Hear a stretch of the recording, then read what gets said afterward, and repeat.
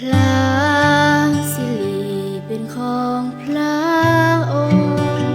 พระเจ้าผู้ที่ยังธรรมข้าขอนมัสการให้แผ่นดินยินดีโห่ร้องเปล่งเสียงถวายสรรเสริญและก้มกราบลงนมัสการพระองค์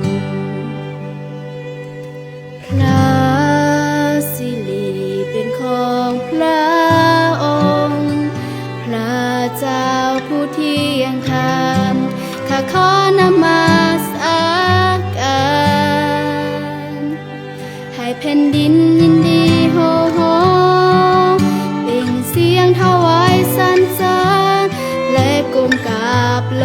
งนมัสการพระองค์ข้าจะนมัสการด้วยจิตวิญญาณและความจริง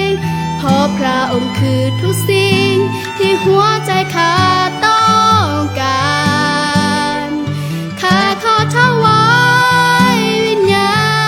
ณจะมอบบังชีวิตที่พาบาทพระเจ้าของข้าลาสาแห่งดวงใจพระสิริเป็นของพระ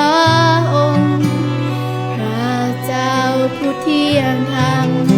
ข้าขอนมัสการให้แผ่นดินยินดีโห่ร้องเปล่งเสียงถวายสรรเสริญและก้มกราบลงนมัสการพระองค์ข้าจะนมัสการด้วยจิตวิญญาณและความจริงเพราะพระองค์คือทุกสิ่งที่หัวใจข้าต้องการข้าขอถวายวิญญาณจะมอบบังชีวิตที่พา